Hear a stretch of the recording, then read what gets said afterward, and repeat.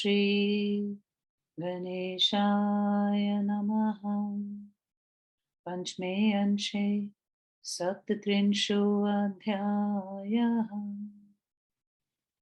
श्रीपराशरुवाच एवं दैत्यवधं कृष्णो बलदेव सहायवान् चक्रे दुष्टक्षितीशानां तथैव जगतः कृते श्रितेक्ष भारं भगवान् फाल्गुनेन समन्वित अवतारयामासः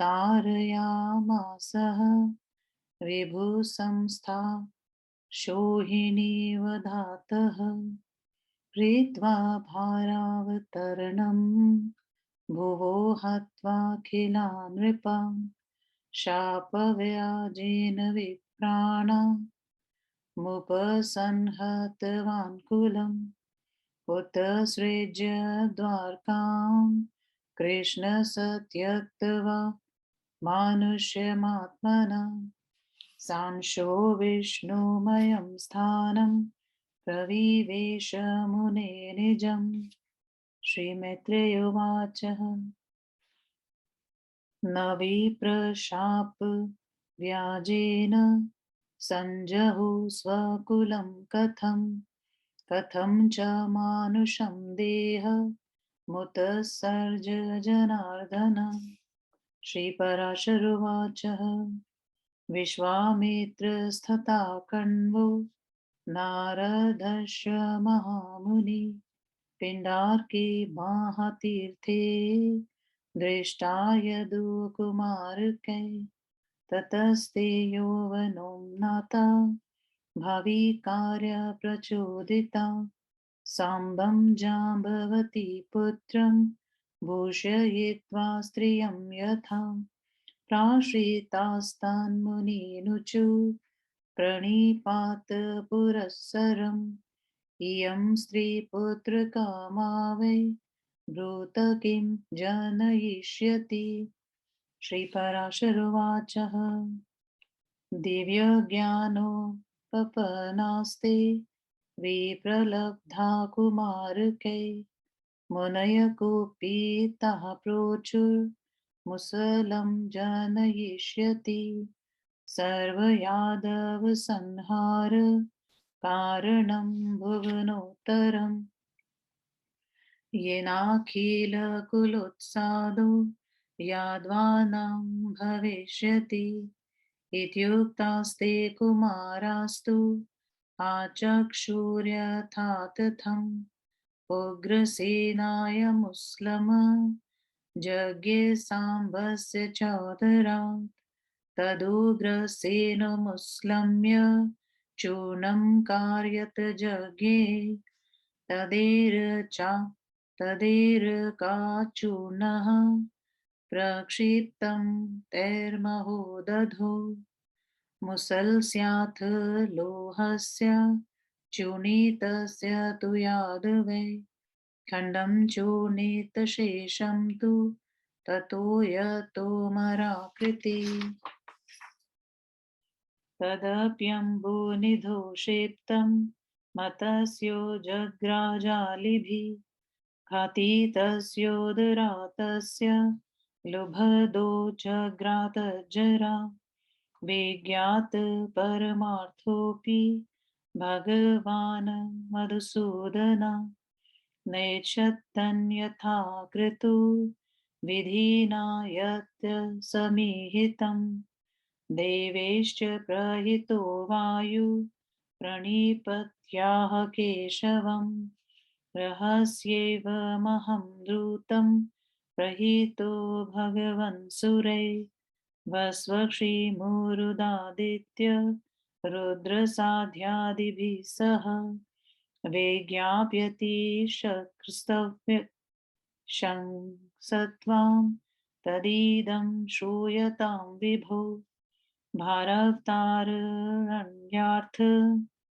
वृषाणामधिकं शतं भगवानवतीर्णोऽत्र त्रिदशे सह चोदिता ध्रुवव्रता निहता दैत्या भुवो भारोऽवतारिता तव्यासनाथ स्त्रीदशा भवन्तु त्रिदिवे सदा तदतीतं जगन्नाथम वर्षाणामधिकं शतम् इदानीं गम्यतां स्वर्गो भवता यदि रोचते देवैर्विज्ञाप्यते देव तथात्रैव रतिस्ततः ततस्त्य तत्सत्स्थीयतां यथा कालमाख्यय मनुजीविभिः श्रीभगवानुवाचः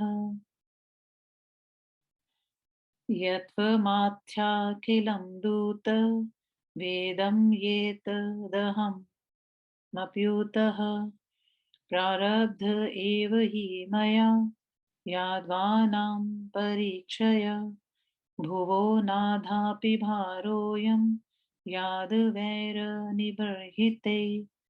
अवतार्य करोम्येतत् सप्तरात्रेण सत्वरा यथा गृहीतामभूधैर्दत्त्वाहं द्वारकाभुवम् यादवानुपसंहत्य यास्यामि त्रिदशालयम् मनुष्यदेहमृत्सृज्य सङ्कर्षणसहायवान् प्राप्त एवास्मि मन्तव्यो देवेन्द्रेण तथामरे जरासन्ध्यादयो येन्ये निहता भारहेतव श्रितेस्तेभ्यः कुमारोऽपि यदूनाम्नापचीयते तदेतं सुमहाभारं वतार्य श्रितेरहं यास्याम्यमरलोकस्य पालनाय ब्रवीहिताम् इत्युक्तो वासुदेवेन देवदूतप्रणम्यतम् श्रीपराशरुवाचः इत्युक्तो वासुदेवेन देवदूतप्रणम्यतम् मैत्रेयदिव्यया गत्वा देवराजान्तिकं ययो भगवानप्यथोत्पातान् दिव्यभौमान्तरिक्षजां ददर्श द्वारकापुर्या विनाशाय दिवानिशम् तां दृष्ट्वा यादवानाः पश्यध्वमतिदारुणाम् महोत्पाता क्षमायेषां प्रभासं याममाचिरम् श्रीपराशरुवाचः एवमुक्ते तु कृष्णेन यादवप्रवसत्तता महाभागवतः प्राह प्रणिपत्योद्भवो हरिं भगवन्यं मया कार्य तदा ज्ञापय साम्प्रतं मनयकुलमिदं सर्व भगवान् संहर्ष्यति नाशायास्य निमित्तानि कुलस्याच्युतलक्षये मन्मनामत्प्रसादेन तत्र सिद्धिमवाप्स्यसि अहं स्वर्गगमिष्यामि उपसंहत्य वैकुलं द्वारकां च मया त्यक्तां समुद्रपलाविष्यति मध्वेशं चैकं मुक्त्वा तोभयान्मतो जलाशये तत्र सन्निहितः चाहं भक्तानां हितकाम्यया श्रीपराशरुवाचः इत्युक्तप्रणिपत्येनं जगामाशु तपोवनं नरनारायणस्थानमा केशवेनानुमोदिता ततस्ते यादवा सर्वे रथानारुह शीघ्रगान् प्रभासं प्रययुस्सार्ध कृष्णरामादिभिर्द्विज प्रभासं समनुप्राप्ता कुकुरान्धकवृष्णय चक्रुस तत्र महापानं वासुदेवेन चोदिताम् पिबतां तत्र चैतेषां सङ्घर्षेण परस्परम् अतिवादेन नौ जगे कलहाग्निक्षयावः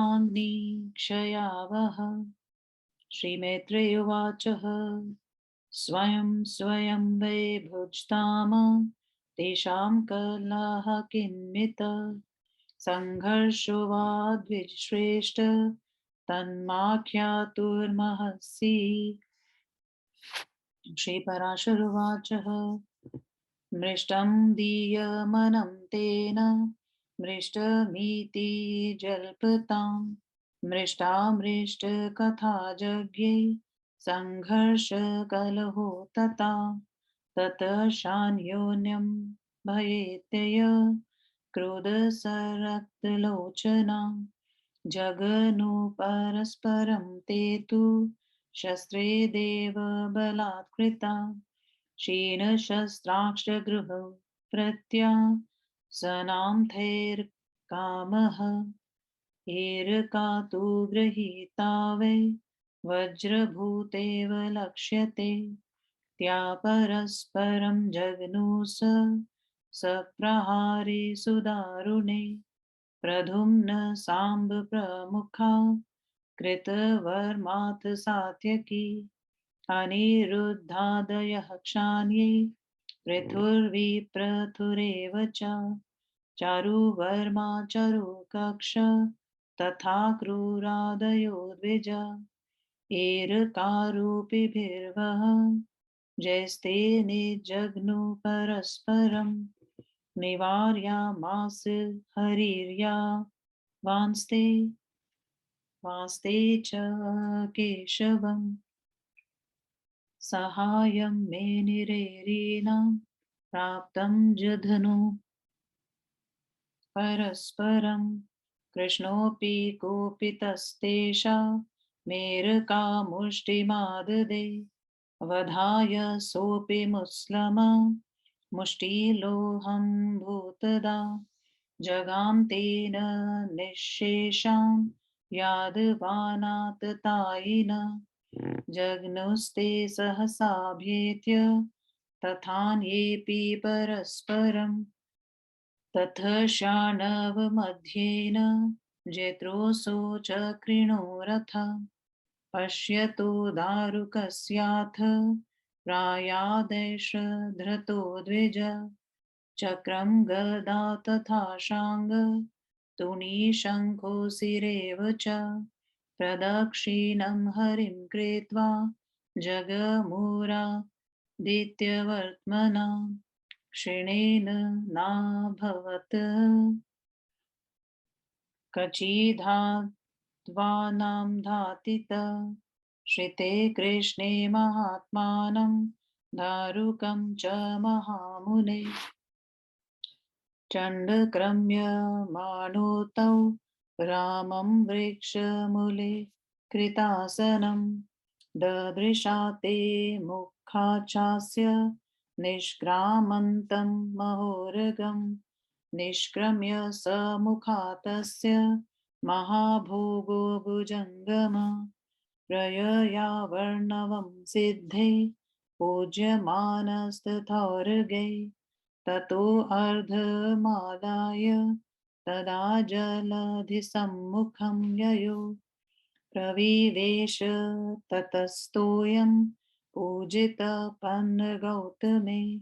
दृष्ट्वा बलस्य निर्याणं दारुकं प्राह केशव इदं सर्वसमाचक्ष्व वसुदेवो ग्रसेनयो निर्याणं बलभद्रस्य यादवानां तथाक्षयं युगे स्थितवहामप्येत् परित्यक्षे कलेवरं वाचक्ष द्वारकावासी जनः सर्वस्तथाहुक यथेमां नगरी सर्वा समुद्रप्लावयिष्यति तस्माद् भवदिस्स वेस्तु प्रतीक्षयो हार्जुनागम न स्थेयं द्वारकामध्य निष्क्रान्ते तत्र पाण्डवे तेनैव सह गन्तव्यं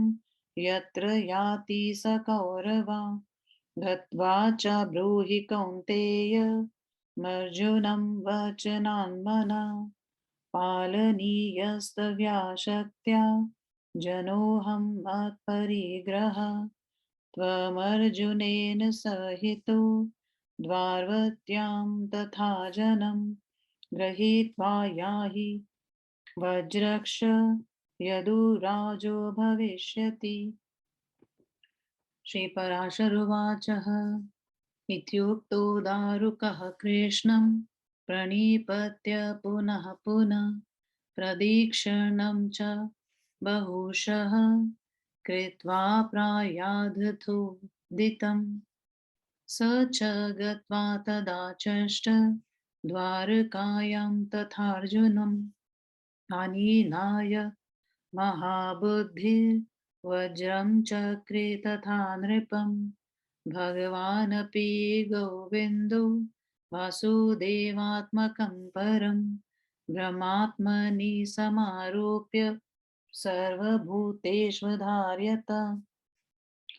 निष्प्रपञ्चे महाभाग संयोज्यात्मात्मनि तुर्यावस्थं सलीलं च क्षिते सम्पुरुषोत्तम सम्मानयन् द्विजवक्षो दुर्वासा यदुवाचः योगयुक्तो भवत्पादं कृत्वा जानुनिसत्तम आययो च जरानाम तदा तत्र सलुब्धक मुसलावशेषलोहे सायकन्यस्ततोमरम् स तत्पादं मृगाकारं वीक्ष्याराधवसिस्थता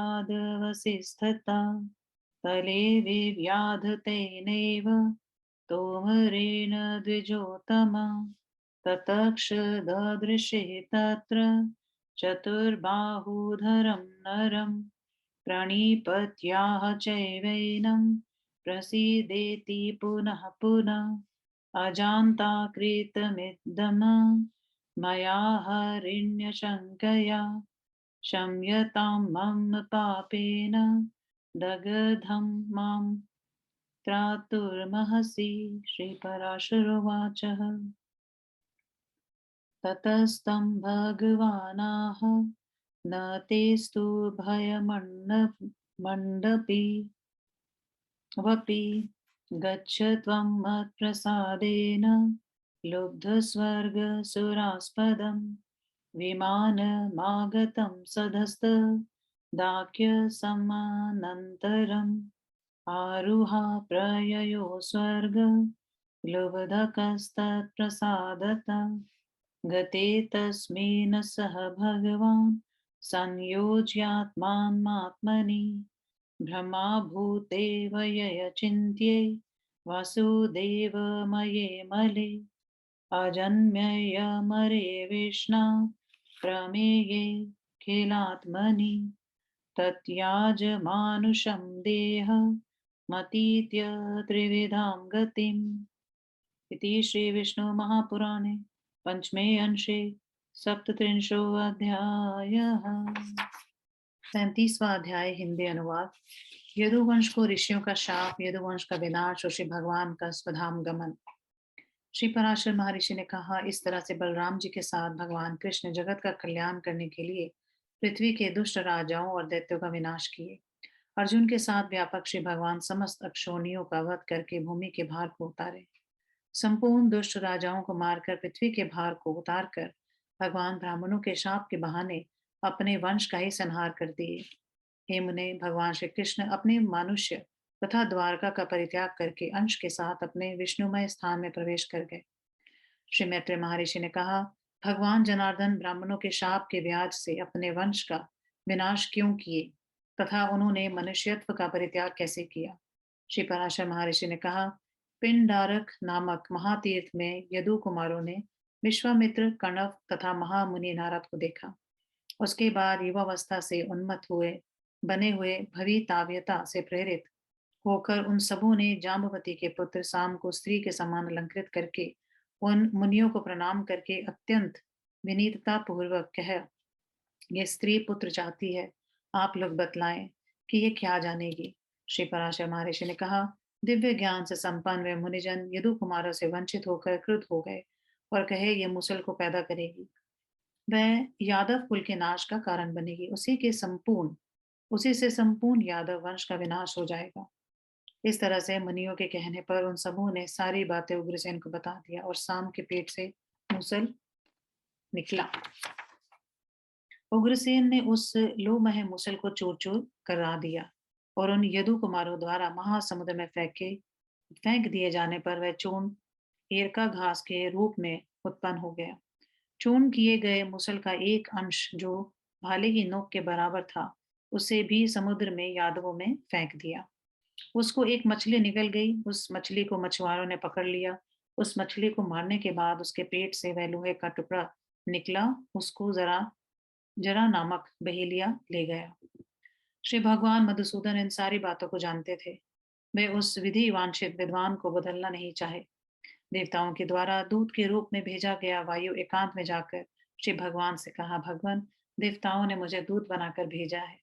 हे प्रभु, वसुगण, अश्विनी कुमार, रुद्रगण, आदित्यगण, मरुगण तथा साध्यगण के साथ इंद्र आपसे जो निवेदन करते हैं उसे आप सुने। देवताओं के द्वारा प्रेरित होकर उनके ही साथ पृथ्वी का भार उतारने के लिए अवतीर्ण हुए आपके 100 वर्ष से अधिक हो गए हैं। दुष्ट दैत्यों का विनाश हो गया, पृथ्वी का भार उतर चुका है। अतएव अब आपके द्वारा देवगण सदा स्वर्गलोक में ही सनातित होते रहे। हे भगवान, 100 वर्ष से अधिक बीत चुके हैं। यदि आपको अच्छा लगे तो आप स्वर्गलोक पधारे। हे देव, देवगण इस तरह से प्रार्थना करते हैं, यदि आपको यही रहना अच्छा लगे तो आप यहीं रहें। प्रार्थना करना तो अनुचरों का कर्तव्य होता है। श्री भगवान ने कहा, हे दूत, तुमने जो कहा है उसे मैं जानता हूँ और मैंने यादवों के नाश का उपक्रम कर दिया है। यादवों का विनाश किए बिना आज भी पृथ्वी का भार नहीं उतरा है। उसे 7 रात में पूरा करके शीघ्र ही स्वर्गलोक में मैं आऊंगा।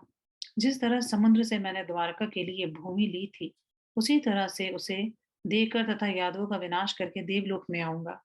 संकर्षण बलराम जी के साथ मानव शरीर का त्याग करके इंद्र और देवताओं को प्राप्त हुए के समान मुझको मानना चाहिए। पृथ्वी के भार स्वरूप जरासंध आदि जो मारे जा चुके हैं, यादव कुमार भी उनसे कम नहीं है। अतः पृथ्वी के इस महाभार को उतार कर मैं देवलोक का पालन करने के लिए यहाँ से जाऊंगा, यह देवताओं से कह देना। श्री पराशर महर्षि ने कहा, भगवान वासुदेव के द्वारा इस प्रकार से कहने पर मैं देवदूत श्री भगवान को प्रणाम करके, हे मित्र, अपनी दिव्य गति से इंद्र के पास चला गया। श्री भगवान ने भी देखा कि द्वारकापुरी में भी विनाशकारी भौम दिव्य तथा अंतरिक्ष जन्य उत्पात दिन रात हो रहे हैं। उन उत्पातों को देखकर उन्होंने यादवों से कहा, अत्यंत भयंकर उत्पातों को आप लोग देखें। इसकी शांति के लिए हम लोग शीघ्र प्रभा क्षेत्र चलेंगे। श्री पराशर महर्षि ने कहा, भगवान श्री कृष्ण के द्वारा इस तरह से कहे जाने पर महाभागवत यादव श्रेष्ठ उद्धव ने भगवान को प्रणाम करके कहा, हे भगवान, मुझे लगता है कि आप इस संपूर्ण वंश का संहार करेंगे। अतः मुझे क्या करना चाहिए, इस बात को आप बतलाइए। हे अच्युत, इस वंश का विनाश करने वाले उत्पातों को मैं देख रहा हूँ। श्री भगवान ने कहा, मेरी कृपा से उत्पन्न दिव्य गति से तुम गंधमादन पर्वत पर बदिरा बदरिकाश्रम में चले जाओ। वह भगवान नर नारायण का स्थान पृथ्वी पर अत्यंत पवित्र है। वहां पर मुझ में ही अपने मन को लगाकर तुम मेरी ही कृपा से सिद्धि को प्राप्त कर लोगे। मैं इस वंश का विनाश करके स्वर्गलोक चला जाऊंगा। मुझसे परित्यक्त द्वारका को समुद्र डूबो देगा। मुझसे भयभीत रहने के कारण वह केवल मेरे भवन को छोड़ देगा। उस भवन में भक्तों का कल्याण करने की इच्छा से मेरा नित्य सन्निधान होगा। श्री पराशर महर्षि ने कहा, श्री भगवान के द्वारा इस तरह कहे जाने पर उद्धव जी श्री भगवान को प्रणाम करके श्री भगवान के द्वारा अनुमोदित नर नारायण के स्थान तपोवन में चले गए। हे द्विज, उसके बाद वे सभी यादव शीघ्रगामी रथों पर चढ़कर भगवान श्री कृष्ण तथा बलराम जी आदि के साथ प्रभास क्षेत्र में चले गए। प्रभास क्षेत्र में जाकर कुकुर तथा अंधक वंशीय यादव भगवान वसुदेव से प्रेरित होकर अत्यधिक मदिरापान किए। मदिरापान करते समय परस्पर में विवाद हो जाने से अतिवाद कुवाक्य रूपी ईंधन से क्षयकारिणी कलह रूपी अग्नि उत्पन्न हो गई। मैत्रेय महर्षि ने कहा, अपनी अपनी मदिरा का पान करते समय उन सबों में किस कारण से कलह हुआ अथवा संघर्ष क्यों हुआ, उसका कारण मुझे बतलाएं। श्री पराशर महर्षि ने कहा, मेरा भोजन अच्छा है, तुम्हारा भोजन ठीक नहीं है। इस तरह से कहने वालों की इच्छा और बुरा की चर्चा को लेकर वहां परस्पर में संघर्ष और कलह हुआ। उसके बाद विधि प्रेरित से वे क्रोध से आंखें लाल करके परस्पर में आकर भीड़ गए और शास्त्रों का प्रहार करने लगे। शास्त्रों के समाप्त हो जाने पर उन लोगों ने सन्निकट में विद्यमान एरका को ले लिया। उन लोगों के छूते ही वह एरका सरकंडा वज्र के समान हो गई। उस भयंकर युद्ध में वे उसी से प्रहार करने लगे। हे द्विज, प्रद्युम्न और साम आदि कृतवर्मा, सात्यकी सात्यकी तथा अनिरुद्ध आदि, पृथु विपृथु, चारुवर्मा चारुक तथा अक्रूर इत्यादि उस तरह उस एरक रूपी वज्र से एक दूसरे से प्रहार करने लगे। श्रीहरि केशव ने जब यादवों को रोका तो वे उन्हें अपने शत्रु का सहायक समझकर उन पर प्रहार करने लगे। क्रुद्ध होकर भगवान श्री कृष्ण भी एक मुट्ठी एरका ले लिए और वह एरका की मुष्ठी लोह में मुसल हो गई। उससे भगवान श्री कृष्ण ने समस्त आततातियों को मार दिया। उसके बाद वे सहसा आकर एक दूसरे को मारने लगे। हे द्विज, उसके बाद जिसमें घोड़े जूते थे, भगवान श्री कृष्ण का जैत्र रथ दारुक को देखते ही देखते समुद्र के मार्ग से चला गया। पुनः चक्र गदा शांग तुणीर शंख कृपाण ये सब श्री भगवान की प्रदक्षिणा करके आदित्य मार्ग से चले गए। हे महामुने, क्षण भर में भगवान श्री कृष्ण और दारुक को छोड़कर कोई भी यादव जीवित नहीं रहा। वहां पर घूमते हुए उन दोनों ने देखा कि बलराम जी वृक्ष के मूल में बैठे हुए हैं तथा उनके मुख से एक महान सर्प निकल रहा है। वह विशाल फण वाला सर्प उनके मुख से निकलकर समुद्र में चला गया और सिद्ध तथा सर्पगण उसकी पूजा कर रहे हैं। उस अर्घ को स्वीकार करके वह सर्प समुद्र के सामने गया और वहां पर श्रेष्ठ सर्पों से पूजित होकर जल में प्रवेश कर गया। बलराम जी के प्रयाण को देखकर भगवान केशव ने दारुक से कहा, तुम इन सारी बातों को वसुदेव जी तथा उग्रसेन को बता देना। बलभद्र के प्रयाण तथा यादवों को का विनाश हो गया। मैं भी समाधिस्थ होकर इस शरीर का परित्याग कर दूंगा। सभी द्वारका वासियों से तथा उग्रसेन से कहना कि अब इस संपूर्ण नगरी को समुद्र डुबा देगा। अतएव आप सभी अर्जुन के आने की प्रतीक्षा करें। अर्जुन के चले जाने पर किसी को द्वारका में नहीं रुकना चाहिए। जहां पर अर्जुन जाए वहीं पर सब लोग चले जाएं। अर्जुन से तुम कहना कि वे मेरे लोगों की अपनी शक्ति के अनुसार रक्षा करें। तुम अर्जुन के साथ द्वारकावासी लोगों को लेकर चले जाना। हमारे बाद यदुवंश का राजा वज्र होगा। श्री पराशर महर्षि ने कहा, भगवान के इस तरह कहने पर दारुक ने भगवान को बार बार प्रणाम किया और उनकी बार बार प्रदक्षिणा करके भगवान की आज्ञा अनुसार चला गया। महाबुद्धि दारुक ने द्वारका में जाकर सारा समाचार सुनाया तथा अर्जुन को लेकर उनके द्वारा वज्र को राजा बनाया। भगवान श्री कृष्ण भी सर्वभूत में वसुदेव स्वरूप परम ब्रह्मा को अपनी आत्मा में आरोपित कर हे महाभाग उसे प्रपंच रहित परमात्मा में लीन कर लिए और वे पुरुषोत्तम तुरियावस्था में स्थित होकर सो गए। महर्षि दुर्वासा ने जो शाप दिया था उस ब्राह्मण वाक्य का सम्मान करते हुए वे योग युक्त हो गए और वे अपने एक पैर को घुटने पर रख लिए। उसी समय वहां पर जरा नामक बहेलिया आया। वह मुसल से बचे हुए लोह खंड को अपने बाण की नोक पर लगाया था। दूर विद्यमान श्री भगवान के उस पैर को मृग के आकार का देखकर उसी तोमर से उनके तलवे में छेद किया। उसके बाद वह वहां आकर चतुर्भुज मनुष्य को देखा। उसने प्रणाम करके बार बार कहा, प्रभु आप प्रसन्न होइए। मैंने बिना जाने ही हरिण की आशंका से इस पाप को किया है। मुझे आप क्षमा कर दें। मैं इस पाप से जला जा रहा हूँ। आप मेरी रक्षा करें। श्री पराशर महर्षि ने कहा। उसके बाद उससे श्री भगवान ने कहा, मत डरो। हे व्याध, तू मेरी कृपा से विमान से देवताओं के लोक में चला जा। उसी समय वहां विमान आया और वह उस पर चढ़कर स्वर्ग चला गया। उसके चले जाने पर श्री भगवान ने अपनी आत्मा से ब्रह्मा स्वरूप अव्यय अचिंत्य वासुदेवमय अमल अजन्मा अमर अप्रेमय सबों की आत्मा रूप परमात्मा भगवान विष्णु में लीन करके त्रिगुणात्मक गतियों को पार करके अपने मानव शरीर का परित्याग कर दिया। इस तरह श्री विष्णु महापुराण के 5वें अंश के 37वें अध्याय का शिव प्रसाद द्विवेदी श्रीधराचार्य कृत हिंदी अनुवाद संपूर्ण हुआ। ओम नमो भगवते वासुदेवाय।